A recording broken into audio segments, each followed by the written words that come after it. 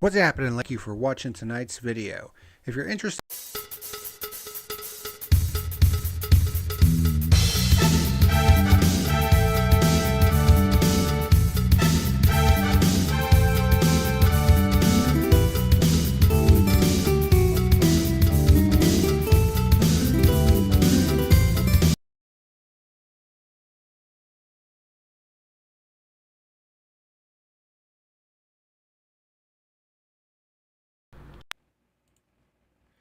okay, I didn't know that it could actually switch over like that.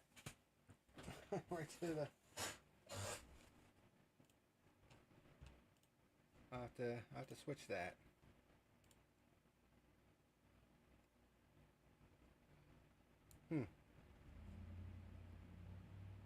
That's pretty cool. Anyways, we are live, ladies and germs. And it's been a minute since I've done a race review. In fact, the last episode of The Fuel was all the way back in November, the end of last season. And now, here we are, the very first review of 2024. With the Busch Light Clash at the Coliseum, a race that was actually supposed to take place tonight. But due to inclement weather from a generational storm that's rolling through California as we speak, NASCAR made the unprecedented decision to move the race up by a day, which I don't think is something that they've ever done before. And we're going to be getting into all of that. So saddle up, lock and load for the first review of the season. This is The Fuel.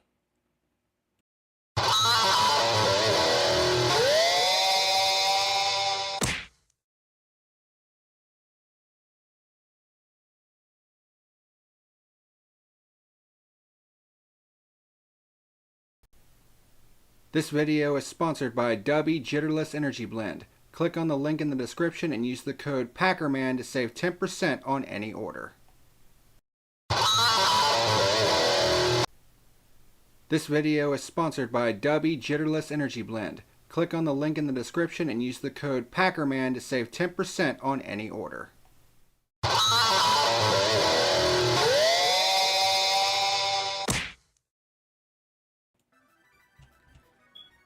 Well, you can certainly tell how to fucking practice I am, because I kept fumbling that really badly. Had to do the intro 3 times. It's been a minute. But once I get back in the swing of things, it'll be alright. But anyways, welcome to this edition of The Fuel,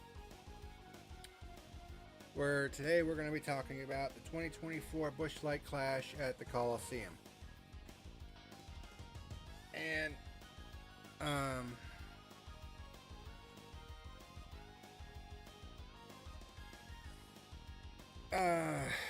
I'm just going to be completely honest here. I just wasn't really feeling it, to be perfectly honest.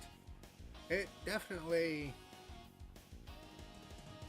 seems to have lost a lot of its pageantry and luster this year compared to last year. Of course, being moved up by a whole day on such short notice is going to do that. And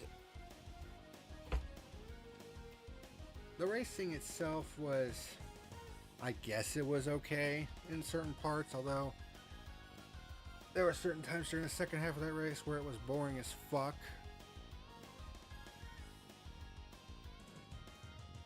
Excuse me. And then, of course, Fox being a total, fail of a broadcasting company. But we should all know this by now. So it really shouldn't be that big of a surprise. But before we get into this review, I once again like to say thanks to my channel sponsor, which is Dubby. Oh, as the microphone's covered, Dubby Energy, for sponsoring the channel. Dubby Energy, be better. Of course, this is the one of their new hydro blends, which is a caffeine-free hydration blend. This is Watermelon Nada. Of course, I taste tested this yesterday during Green Gold Games live stream when I was playing Power World yesterday, and it was actually pretty good. It had a little bit of a weird aftertaste that wasn't really too appealing, but I mean, it actually tastes pretty good. So, and it doesn't take much. It has a little scoop. I mean, it doesn't look like much. I showed this yesterday. It does not look like much in there, but it's just enough to where it's 30 servings, and of course it's got hydration and electrolytes and all that other stuff, but without a lot of the harmful shit that you normally see in a lot of other energy drinks. So I would highly recommend giving this at least a shot. I mean, they have a lot of different flavors. The first one I tried was the Dragonade, which I actually thought was pretty good. I actually have some samples of some other flavors, so I'll be willing to try that. They recently had a Palm Blom flavor, which is pomegranate blossom, which this shirt is kind of, it has that for it. But recently sold out again, so we don't know if it's ever going to be coming back, which is a shame because I wanted to try it out, but money. Didn't really have the money this time around. But yeah, special thanks to Dubby for being the channel sponsor for now over a year at this point. First sponsor I've had on this channel, and they continue to be so. So, also a cool shirt. I might have to get me another one of these. So shout out to my channel sponsor. But anyways, on to the review itself. Now, there isn't a race next week because there's still 2 weeks. We're still 2 weeks from the Daytona 500, because obviously next week is the Super Bowl, which not a whole lot of people outside of Kansas City and San Francisco fans are going to be looking forward to, although it'll probably still bring in over 100 million people because that's just what the Super Bowl does. But obviously there won't be a review next week, but I am planning on doing an episode of The Fuel next week because there is a lot of shit that went down during the off season. And of course there's still situations that are still being, talked about and discussed, including the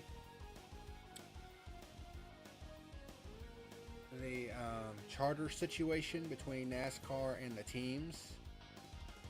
And apparently the exclusivity deal, but the exclusivity period for that has expired.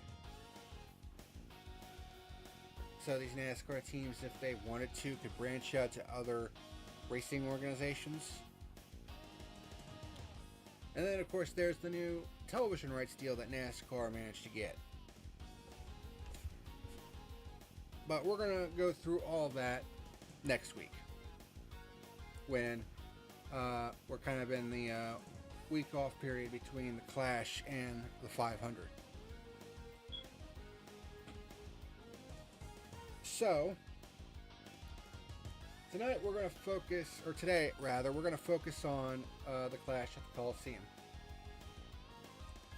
Now, obviously, with it being moved up a day, they had to cancel a lot of the stuff they had planned for the Clash, like the halftime concert with Machine Gun Kelly. And it just didn't seem to have the same kind of pageantry and glitz and glamour that the first 2 years had.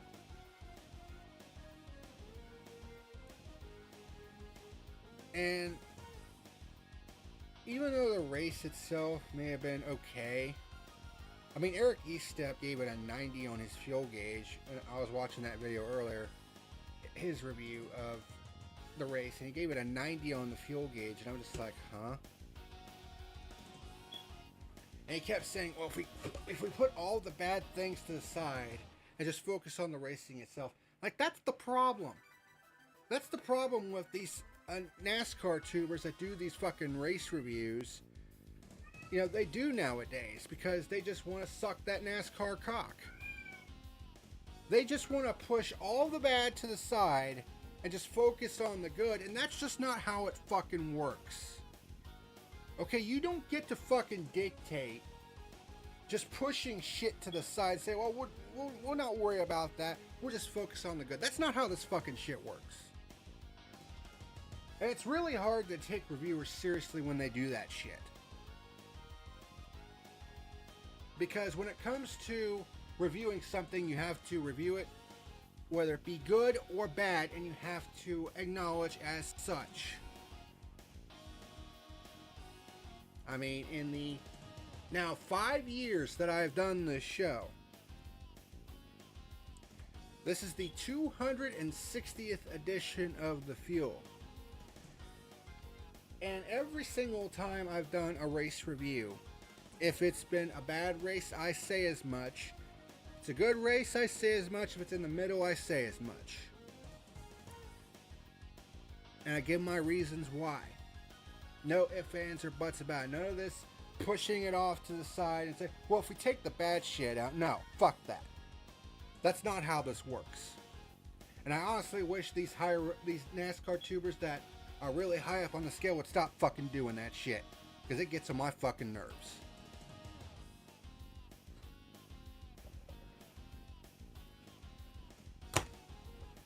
Because it makes the review feel very disingenuous.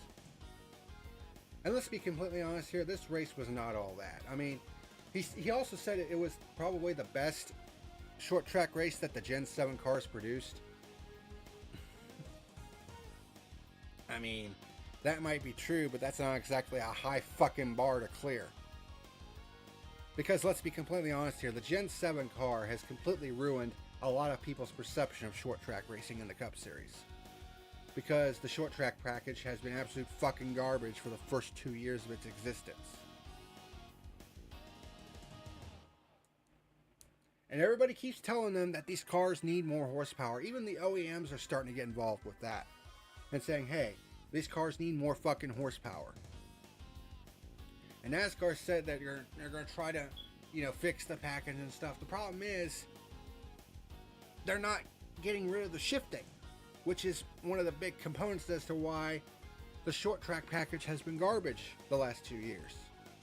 Because drivers are shifting at these tracks, at these oval tracks, which before you wouldn't even see that. They would just pop it into high gear first chance they got, and they would just leave it there. There wasn't any of this shifting bullshit unless they were at Pocono or a road course. But now they're doing it everywhere. I mean, and that sort of shit should not be happening.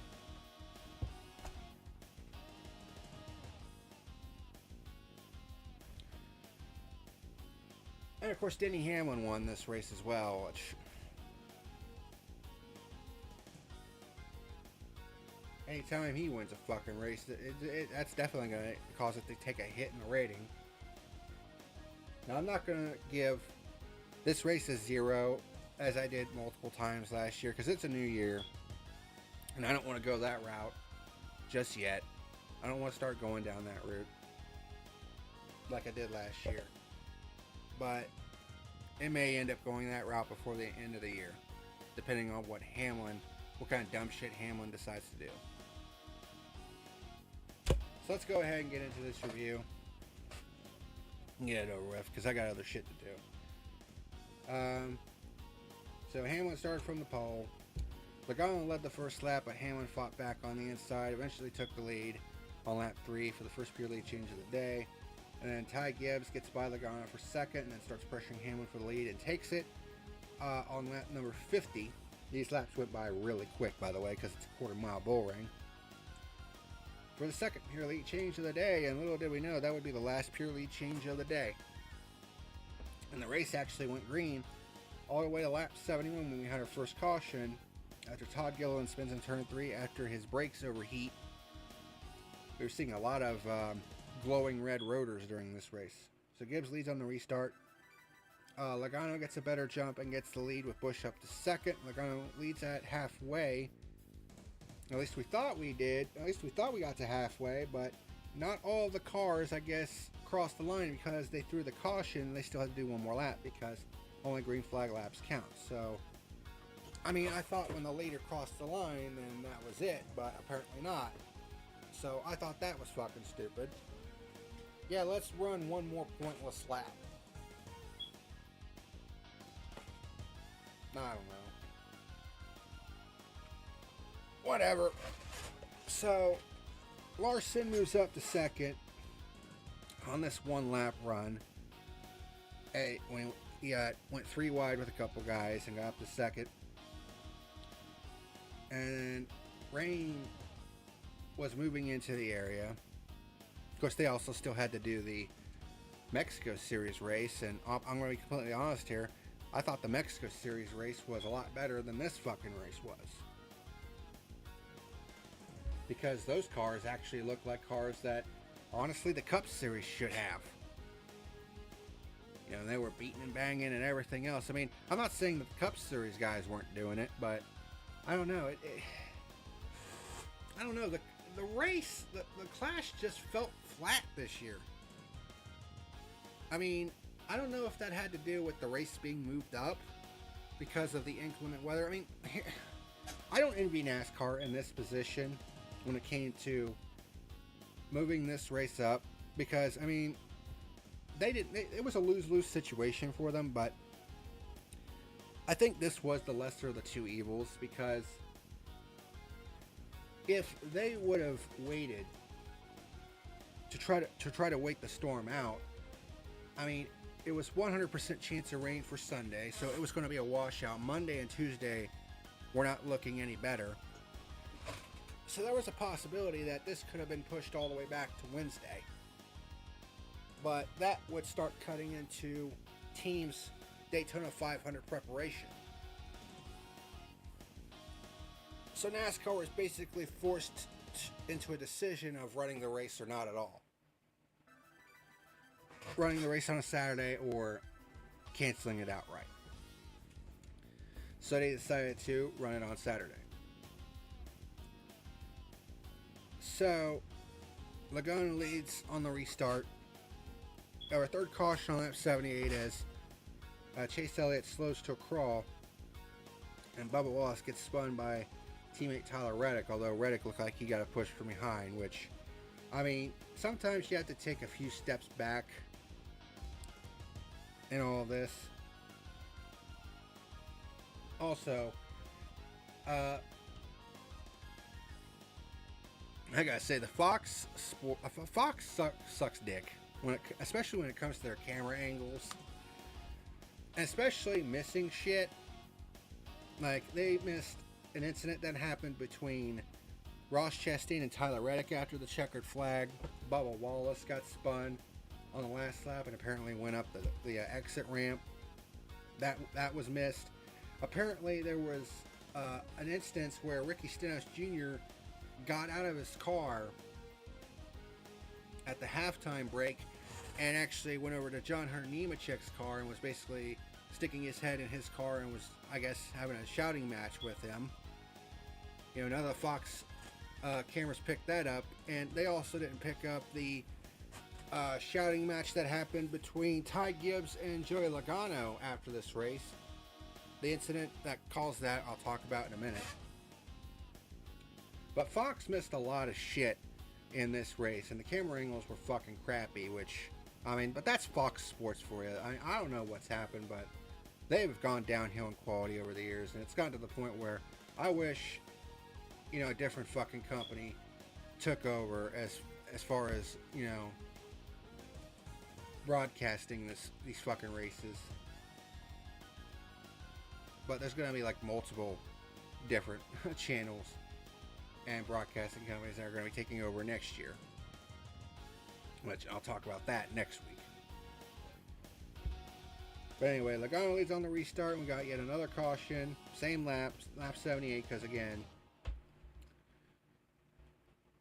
caution laps do not count. Ross Chastain spins in turn 4 after Stenhouse gets pushed up into him by Micah McDowell, and evidently Stenhouse was not happy with McDowell because they actually showed this. They actually showed Stenhouse and McDowell rubbing fenders.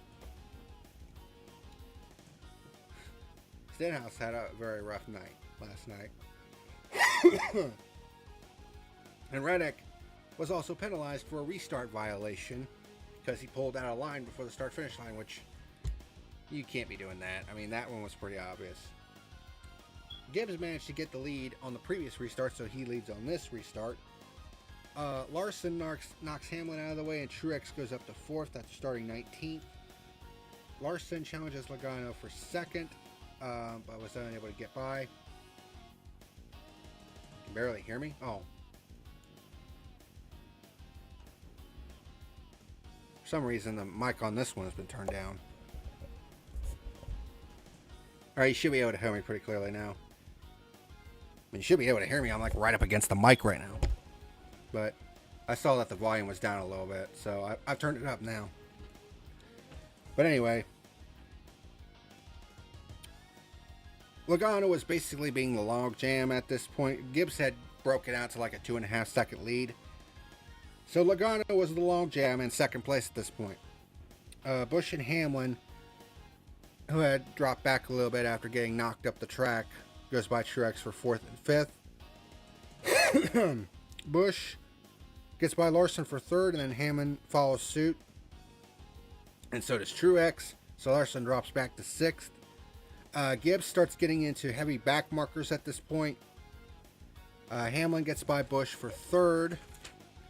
Then Logano starts trying to close in on Gibbs for the lead. Mucho gooder. Okay. Yeah, I was looking at the microphone volume on my audio mixer, and I was like, why is it down a little bit? For the fuel, I usually have it at max, and the background music is at -40. So, I don't know why it was down like that. But anyways. 5th caution on lap 141 when Michael McDowell spins in turn 3 after Chastain smacks the wall and actually bounced into the 34. At first it looked like the 34 drifted up into him, but a different camera angle showed that Chastain had actually bounced off the wall and it kind of ricocheted him down into the 34. So that wasn't really, that was just a chain reaction deal. So Gibbs leads with 10 laps to go. And this is where Logano got upset, although he kind of did some of the same shit earlier in the race, where Gibbs kind of got into turn 1 a little bit too hard, drifted up the track, and got into Logano a little bit. And that caused Logano to lose all sorts of spots, and Hamlin takes advantage, gets back to the lead, and Busch is up to 3rd at this point. And it was at this point that Hamlin and Gibbs as well was starting to lock up their left front tire because they were just sending it down into the turns. And I was like, that may end up biting him in the ass for the end of this. But Gibbs is trying to challenge Hamlin for the lead, but he slides up in turn 1. That allows Busch to get underneath him for the second spot, and that allows Hamlin to get away. And it looks like he's going to win this race, but then the caution comes out on the white flag. They had actually started lap 150, but this race cannot end under caution. It has to end under green, meaning the leader has to take the checkered flag, much like the All-Star race. So we have our sixth caution on lap 150 when Ty Gibbs spins in turn 1 as Larson gets into him. He got sent into him by Bubba Wallace, and then Larson, I think after the race, was like, well, I wanted to get Bubba back, and he did so on the white flag lap. Of course, those two have a history, as we all remember. So we're going to overtime. Whoop-de-fucking-do. First fucking race of the year, and we're going to overtime. You know how much I love those. Sarcasm. You know, and everybody in the booth was like, well, Kyle might have the advantage here because, you know, Hamlin's been smoking the tires. So being in third might be, you know, the best spot for him. Didn't matter. Hamlin was able to get away, got a good restart, got away, and ends up winning the Busch Light Clash. And then, of course, after the race, he did that same stupid fucking line that he did at Bristol last year. He's like, you know, I beat your favorite drivers again, right? And, you know, he did it in the moment at Bristol when everybody was booing him. And a lot of people found it to be excellent and funny and, you know, all that shit. There were a lot of those same people that thought this one was cringe. Because this one just felt forced. Because it's like, there aren't that many people there, dude. And you couldn't really hear any boos, really. And he basically decided to, you know, I guess he wants to make that sort of his catchphrase, I guess. But honestly, he feels like a rehearsed villain at this point. And it just comes off as really fucking cringe. And of course, it's Hamlin. So it really shouldn't be that big of a fucking surprise. Considering that he's a narcissistic asshole. So, quite the shitty way to start the 2024 season with this fucker winning the first race of the year. Doesn't really bode well for the 502 weeks. But anyways, here are the race stats for this race. And I've added a new category. Race stats. There were 7 lead changes during this race. 2 of them pure. Of course, the last one was on lap 50. Then we didn't see another one again. 6 total cautions. The new category is overtimes. We had 1 overtime period in this race. That's something I'm also going to start tracking. There didn't have any of the loop data because, I mean, it's a bull ring. So that's not going to be available for this one. And Ty Gibbs led the most laps at 84 laps before getting spun out and finishing 18th, I believe. And then, of course, he had that massive argument with Logano afterwards. So, already a lot of hurt feelings coming out of this race, and we're not even to Daytona yet. So, I think it's definitely going to make Daytona a little bit more interesting. But, have to wait and see. Hopefully we won't have a case like last year where the Daytona 500 was going to be an instant classic and then the finish completely ruined everything. But we'll have to wait and see. But as for my final rating for the 2024 Busch Light Clash, the Coliseum, I mean, I thought it was kind of an race. I mean, I didn't really see the appeal in it. Denny Hamlin winning it, it's going to cause it to lose a little bit in the ratings, so I'm going to give it a 4 out of 10. I'm going to go ahead and go on my Bret Hart shit. I'm not going to give it a flat 0 just because Hamlin won like I did at the end of last year, because it's a new year. I don't want to go that route yet, but that may change before the year's out. So I'm just going to be upfront with that right off the bat. But I'm going to give this race a 4 out of 10. It sure as hell won a 9 out of 10 like Eric Estep gave it. Like, that's fucking insanity. I mean, if he enjoyed it, more power to him. But, I mean, he pretty much said that, you know, he was pushing all the bad stuff to the side. You just don't fucking do that in a review. You have to take the good with the bad, and vice versa. And you can't just shove shit to the side just for the sake of giving it a good rating. That's not how this shit works, and that's not how it should work. That's just how I feel about that. But anywho, that's going to do it for the first edition of The Fuel for 2024. No race next week, but there's still going to be an episode of The Fuel because there's a lot of shit during this off season that I want to talk about, including the whole charter situation. We had a couple people in the NASCAR fraternity that passed away over this off season. And of course, the big thing that came out was the TV rights deal that NASCAR managed to sign, which was absolute insanity. But I'll talk about that next week. But thank you very much for watching this edition of The Fuel. Fuel is back. The off season, it went by way too fucking fast. I mean, it hasn't even felt like 3 months. That's how crazy it is. But thank you very much for watching this edition of The Fuel. And until next time, this is the PackerMan signing out. See you later.